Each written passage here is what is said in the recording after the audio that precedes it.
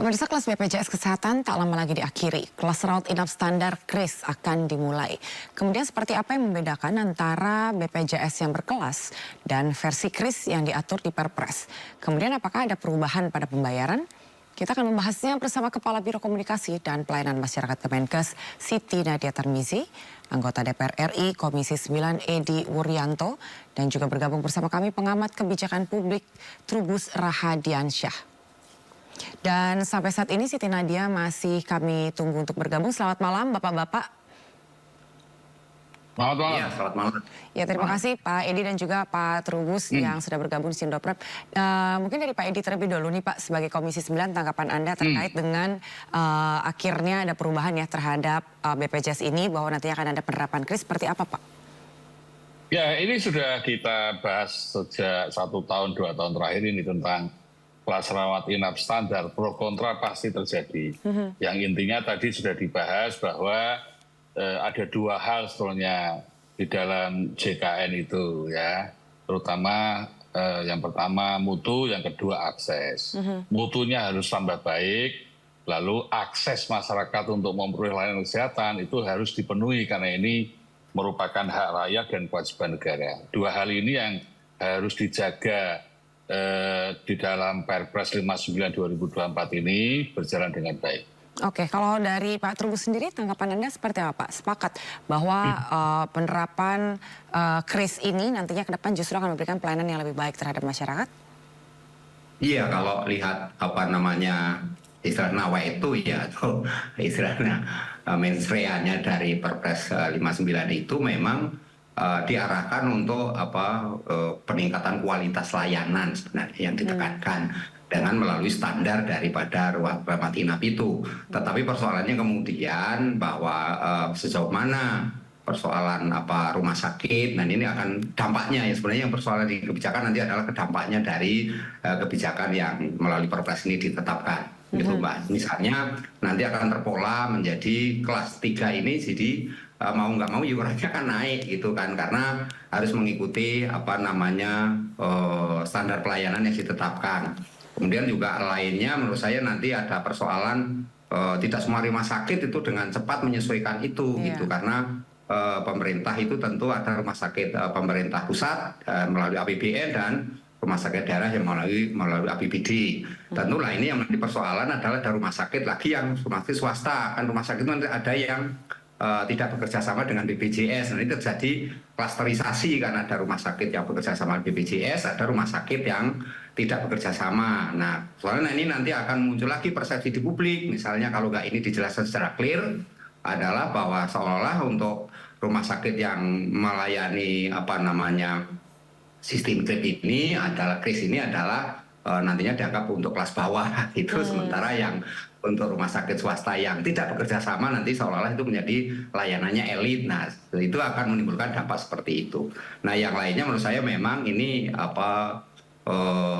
Perpres 59 ini mengarahkan kepada semua sama rata sama rasa. Artinya asas keadilan sebenarnya yang ditekankan, tetapi perlu diketahui bahwa ini akan ada penurunan dari kelas 1 menjadi kelas 2 resikonya, tetapi ada juga karena persoalan-persoalan teknis. Tentu karena ini agak rumit adalah penyesuaian-penyesuaian, yaitu tadi ruang kamar mandi ini kan kamar mandi itu tidak semua nanti rumah sakit harus menerapkan, itu kan juga membutuhkan anggaran yang besar misalnya, termasuk outlet oksigen misalnya, itu kan juga menjadi kendala misalnya seperti itu. Nah, ini yang menurut saya pemerintah harus betul-betul memperhatikan bagaimana kepentingan. Yang lain menurut saya masyarakat kita ini punya penyakit sering anomali gitu, sering aneh gitu. Misalnya mereka membayarannya pakai BPJS tapi layanannya maunya VVIP. Nah, itu sekali harus diedukasi ini masyarakat kita seperti itu. Nah, ini hal-hal ini jangan juga berpikir nanti dengan adanya BPJS yang kelas 3 nggak ada, dia seolah-olah pelayanan seluruhnya gitu kan, bahwa ini apalagi mereka yang membayar ini kan yang nantinya kan yang orang kaya punya duit gajinya besar, itu harus membayarnya lebih besar. Nah, ini otomatis dia punya persepsi gitu kan, bahwa dia akan mendapatkan layanan yang plus juga gitu. Ini kan yang karena padahal pemerintah niatnya ini supaya ada subsidi silang, menolong kepada orang miskin, karena sesungguhnya BPJS Kesehatan itu kan juga sebenarnya asuransi kesehatan sosial sebenarnya, di mana memberikan rasa keadilan kepada masyarakat bawah, masyarakat miskin itu ada istilah kenyamanan gitu. Menurut saya itu, Mbak. Iya, betul. Tadi memang masuk akal ya bahwa pada akhirnya nanti dikira karena ini ada penyamarataan terus akhirnya menganggap bahwa levelnya naik ke VVIP gitu. Dan sudah bergabung juga bersama kami saat ini pemirsa Ibu Siti Nadia Tarmizi. Selamat malam Ibu. Selamat malam, salam sehat. Salam malam, sehat. Pak Edi, Pak Trubus. Ya, Malam Mbak Nadia. Baik, Ibu Siti bisa disampaikan juga Ibu bagaimana terkait dengan yang cukup ramai juga ini dengan penerapan kris, bahwa nantinya apakah justru akan lebih memberikan keuntungan kepada pasien begitu, dan bagaimana nantinya dampak yang akan diterima pihak rumah sakit sendiri Ibu?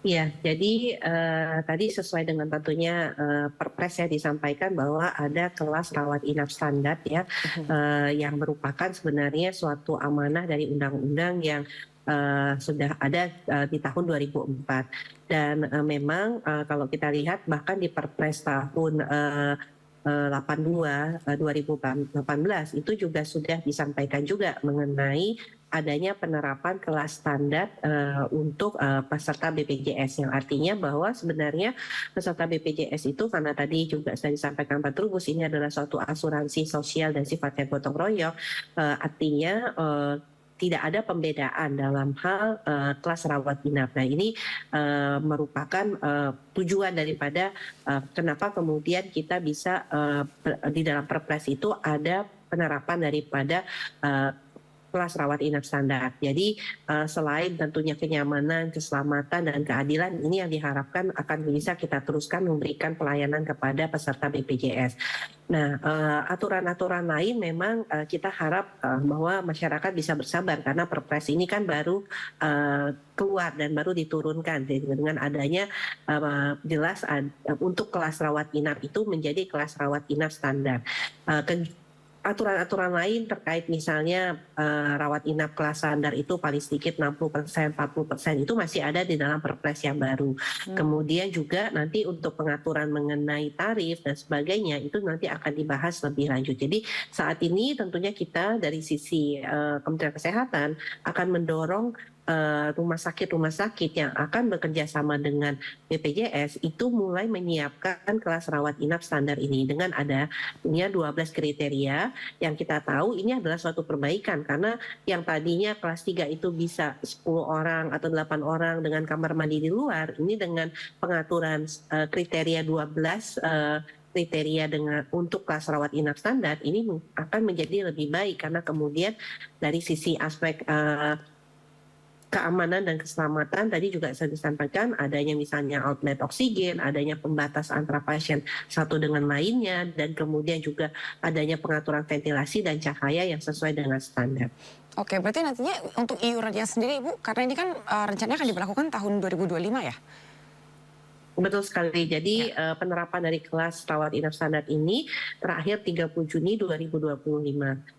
Oke, berarti sampai ke batas waktu tersebut Juni 2025 nantinya untuk mereka yang berada di kelas 1, 2, dan 3 untuk pembayaran iurannya sendiri nantinya akan tetap berubah atau seperti apa Ibu?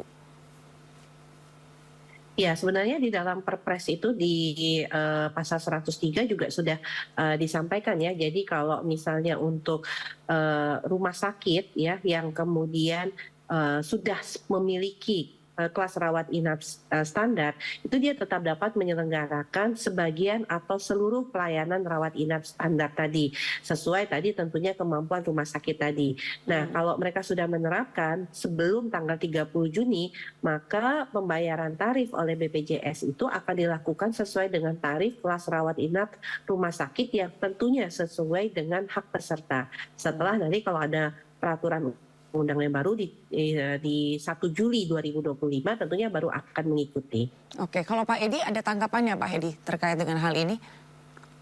Ya, kalau Komisi 9 tentu sandarannya publik ya, rakyat ya. Kalau dari sisi yang disampaikan Mbak Nadia tadi, saya sependapat bahwa tentu rakyat akan memperoleh layanan yang bermutu, aman, nyaman, dengan fasilitas yang standar. Itu tentu pelayanan kesehatan ke depan kita akan lebih manusiawi, karena memang ragam dari layanan kesehatan yang ada di Indonesia itu kan variasinya lebar, ada yang baik, ada yang kadang-kadang ya seadanya. Nah, dengan rawat inap standar ini memang itu harapan publik.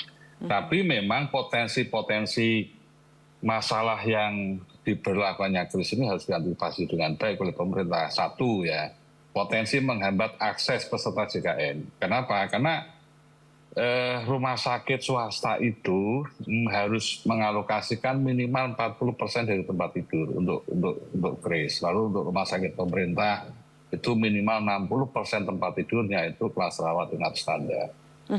Pada kondisi saat ini saja, keluhan paling banyak publik itu susah masuk rumah sakit karena tempat tidurnya penuh.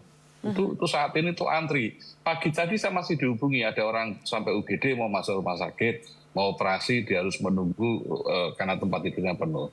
Nah, kalau kemudian kelas rawat inap ini rumah sakit swasta minimal 40%, dia boleh dong hanya mengambil 40% dari jumlah tempat tidur, sisanya untuk pasien umum, atau hanya mengambil 50%.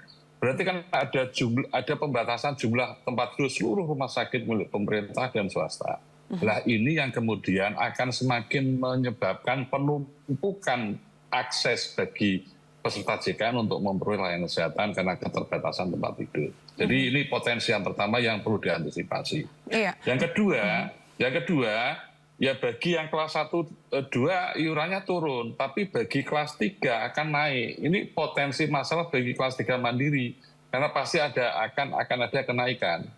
Ya kalau 1, 2 turun, pasti dia juga akan menikmati layanan turun. Selama ini dia memperoleh kelas 1, kelas 2. Lalu dia harus menikmati kelas kris, yang mungkin downgrade. Bagi yang peserta mandiri tentu ini akan merugikan, terutama yang peserta penerima upah baik yang swasta maupun pemerintah. Nah, ini hal-hal seperti ini memang harus diantisipasi dengan baik. Secara keseluruhan, apakah nanti dengan kenaikan kelas 3 dan penurunan kelas 1 dan 2 ini akan menurunkan pemasukan total iuran JKN kita apa tidak? Karena kalau sampai ekosistem ini menurunkan jumlah total, ini pasti akan mengganggu ekosistem pembiayaan JKN kita. Nah, yang terakhir tentu dengan kelas 3 naik perlu diantisipasi juga potensi yang menunggak. Bagi orang yang tidak mampu lalu naik itu pasti nunggak. Kalau nunggak, orang pasti kelas 3 yang naik ini akan terjadi penurunan jumlah. Dan ini dari sisi kepesertaan tentu mengurangi menuju universal coverage kita itu akan mengalami penurunan. Ini yang disebut dengan hal-hal yang perlu diantisipasi oleh pemerintah. Betul. Dan memang kalau bicara mengenai penyamarataan kelas standar begitu, sebetulnya memang saya sepakat juga bahwa pasien atau masyarakat memang lebih diuntungkan. Tapi kan sejauh ini banyak pro kontra terhadap penerapan BPJS ini khususnya bagi bisnis rumah sakit. Dan apakah menurut Pak Trubus sendiri sepakat atau memang sebetulnya memang ini butuh proses untuk penyesuaian sendiri, Pak? Iya, menurut saya sih memang ini bagian dari proses ya, secara bertahap tuh, karena bagaimanapun juga untuk bulan Juni saja ini 2025 menurut saya ini waktunya terlalu singkat ya. Jadi ini kesannya kan jadi terburu-buru untuk menerapkan satu kebijakan yang nantinya berjangka panjang gitu ya. Sehingga dalam hal ini tentu tadi salah satu disebutkan oleh Pak Edi, tapi yang terkait dengan ini kelas 3, tapi bagaimana nanti yang mereka menolak untuk layanan yang standar. Otomatis kan dia oleh rumah sakit itu direkomendasikan ke rumah sakit yang tidak bekerja sama dengan BPJS. Berarti kris ya, berarti dia mengikuti standarnya standar ini kan, standar swasta gitu ya, standar yang mahal lah katakanlah seperti itu.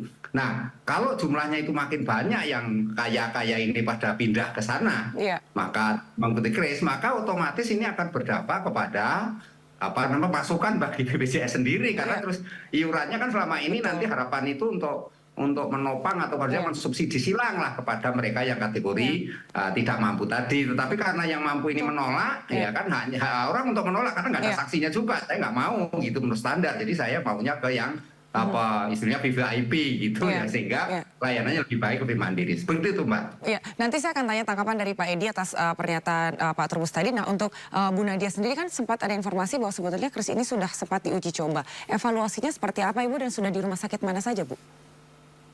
Ya, ini ada 14 rumah sakit ya, selain tentunya rumah sakit di bawah Kementerian Kesehatan, kita juga melakukan uji coba ini di rumah sakit umum daerah milik pemerintah provinsi, kabupaten, kota, dan juga rumah sakit swasta. Nah, dari 14 rumah sakit yang kita lakukan uji coba ini, kita sudah melihat beberapa hasilnya ya, artinya kalau kita lihat dari hasil uji cobanya tidak ada sebenarnya penurunan daripada jumlah kapasitas tempat tidur. Jadi sebenarnya jumlahnya akan menjadi sama. Yang kedua adalah kemampuan rumah sakit. Sebenarnya kemampuan rumah sakit untuk kemudian merubah sesuai dengan kriteria kris ini tidak terlalu menjadi kendala, apalagi kalau rumah sakit swasta, karena sebagian rumah sakit swasta itu isinya rata-rata sudah menjadi 4 dalam satu ruangan. Nah, jadi kalau kita lihat dari uji coba tahap 1 dan tahap 2 yang kita lakukan di 14 rumah sakit, itu baik dari tipe A, B, C yang kita lakukan uji coba, itu kita lihat tidak ada perubahan dari sisi perubahan dari sisi jumlah maupun juga dari sisi pendapatan rumah sakit. Oke, nanti yang terakhir saya akan tanya pendapat dari Pak Edi, tapi kita saksikan dulu terlebih dahulu pemirsa bahwa peleburan kelas BPJS Kesehatan menjadi kelas rawat inap standar atau KRIS menuai pro dan kontra di masyarakat, dan berikut ini tanggapan dari masyarakat terkait kebijakan tersebut. Waduh, rugi juga. Kalau buat sakit kita jadi bisa bayar. Kalau yang gratis kan enak tuh. Biasanya saya di Rumah Sakit Agung tuh, anak saya tuh gratis BPJS. Ini merugikan apa kan? Rugi kalau untuk bayar mah, rugi. Ini kelas BPJS Abang di rumah ada berapa orang nih, Pak? Saya ada 4 orang. Berarti kalau dibayar semuanya dengan harga yang sama, merugikan apa? Wah, merugikan itu. Semuanya bayar, anak saya, bini saya. Wah, kacau. Bisa rugi itu. Menang BPJS. Menurut saya sih kayaknya sih nggak apa-apa. Saya nggak tahu nanti regulasi detailnya seperti apa. Tapi kalau misalnya kurang lebih biayanya disamaratakan dengan fasilitas yang disamaratakan juga, menurut saya sih masih nggak apa-apa selama jelas aturannya. Karena saya pernah merasakan yang berbayar dan yang tidak berbayar yang dengan bantuan pemerintah, dan dua-duanya saya merasakan pelayanan yang sama gitu. Jadi kalau misalnya memang yang berkeberatan karena mungkin belum mampu untuk yang berbayar, mungkin bisa diajukan yang tidak berbayar. Karena kemarin-kemarin saya sih ngerasakan walaupun yang gratis pelayanan tetap sama sih. Tapi Gitu. dengan ada diluburkan ini meratakan seluruh hak dari masyarakat. Iya, karena saya juga pernah dengar kayak misalnya nih saya bayar yang fasilitas yang paling baik misalnya. Toh nanti kalau misalnya di rumah sakit fasilitas tersebut untuk kelas tersebut lagi penuh, saya pun pasti dapatnya yang kelas di bawahnya. Kurang lebih gitu. Jadi maksudnya mungkin ada perasaan juga kayaknya tidak adil, saya bayar lebih mahal tapi fasilitasnya juga saya dapatnya yang di bawah itu, padahal saya berharap lebih kan karena keterbatasan dari rumah sakit juga. Jadi mendingan sih menurut saya ya udah disamaratain aja. Berarti setuju dengan regulasi ini, Bu ya? Menurut saya sih masih oke ya selama ya itu nanti peraturan-peraturannya seperti apa dulu gitu. Kalau dari saya sih cukup baik ya, jadi sama semuanya. Cuman mungkin lagi dari rumah sakitnya kebijakannya seperti apa. Takutnya pasiennya menumpuk kah atau fasilitasnya jadi menurun. Mungkin ditingkatkan lagi dari rumah sakitnya. Itu aja Jadi sih. layanannya harus ditingkatkan. Iya, betul. Berarti dengan secara tidak langsung Mbak setuju sebenarnya dengan regulasi ini? Iya, betul. Setuju. Ya, baik pemirsa, tentunya tanggapan dari warga masyarakat. Yang terakhir, Pak Edi, boleh ditanggapi tanggapan dari masyarakat dan juga tadi pernyataan dari Bapak Trubus sebagai closing statement dari Bapak. Ya, jadi ya dari Pak Trubus tadi kan kalau kelas 1-2 turun. Ya terutama pekerja penerima upah ya. Dia biasa menikmati kelas 1, kelas 2, sekarang kelas KRIS. Tentu bagi mereka akan turun kelas. Itu saya kira konsekuensi logis lah. Kalau dia mau naik kelas atau kelas yang di luar kris, berarti dia harus bayar sendiri. Artinya pekerja berumah upah harus mengeluarkan uangnya sendiri di luar JKN ketika dia ingin naik kelas. Ini konsekuensi logis saya kira. Dari ini tentu akan memberatkan atau akan tidak memuaskan bagi pekerja berumah upah. Tentu yang kelas 3 akan naik, tadi sudah kita bahas kan. Ini pasti potensi nunggak nanti akan banyak. Karena pasti ini dampaknya nanti kenaikan iuran untuk kelas 3. Terutama yang kelas 3 mandiri. Kalau kelas 3 PBI kan dibayar pemerintah. Jadi nggak ada masalah soal itu. Yang kelas mandiri. Nah tentu kan kami tentu harus menjaga universal cover itu kan ada 3 dimensi kan. 1 peserta, 2 pembiayaan, yang ketiga ya layanan ini. Jadi kalau layanan ini dasarnya tadi adalah mutu. Kalau mutu saya yakin ini akan tambah baik ya. Tapi untuk akses ini yang akses jangan sampai ini membatasi akses orang yang harusnya dia memperoleh ruang rawat jadi tidak mendapat lalu dia bingung. Kadang-kadang kan masuk rumah sakit, pasien sudah sampai UGD, dia tidak ada ruang kelas di situ, dia harus nyari rumah sakit yang lain. Dia muter kadang-kadang dari satu rumah sakit ke rumah sakit lain. Nah muternya ini sendiri sudah pembiayaan. Maka di Komisi 9 saya juga menyarankan kalau bisa ketika dia sudah masuk rumah sakit, ketika mencari rumah sakit lain, ya ambulannya di-cover dong oleh JKN sebagai bagian dari bentuk tanggung jawab negara kepada mereka. Ini salah satu solusi. Nah, yang rumah sakit swasta, bagi yang rumah sakit swasta bisnis is oke karena standar layanannya sudah sama dengan kris lah, bahkan mungkin lebih baik. Tapi yang rumah sakit PKU Muhammadiyah, rumah sakit NU yang basisnya keagamaan, kadang-kadang mereka masih harus mengeluarkan investasi untuk memperbaiki fasilitasnya agar memenuhi kris. Ini bagi swasta berat, terutama yang berbasis keagamaan. Karena itu pemerintah juga harus mencari solusi mungkin apakah pinjaman tanpa bunga buat mereka sehingga akhirnya nanti apakah rumah sakit yang berbasis bisnis atau berbasis layanan kemanusiaan itu sama-sama bisa gotong royong untuk memperbaiki akses dan mutu layanan kesehatan. Saya kira masih punya waktu kok sampai 1 Juli 2025. Ya, mudah-mudahan saya kira waktu setahun mudah-mudahan bisa kita selesaikan urusan itu. Betul, mudah-mudahan memang akses dan juga fasilitas kesehatan ini betul bisa menguntungkan Bu Nadia semua dan pihak. teman-teman harus kerja keras itu, tidak bisa dengan kerja biasa itu. Iya, baik. Terima kasih sekali untuk waktunya Pak Edi selaku anggota Komisi 9 dan juga Ibu Siti Nadia sebagai juru bicara dari Kementerian Kesehatan dan juga Pak Trubus sebagai pengamat kesehatan. Terima kasih, selamat malam semuanya.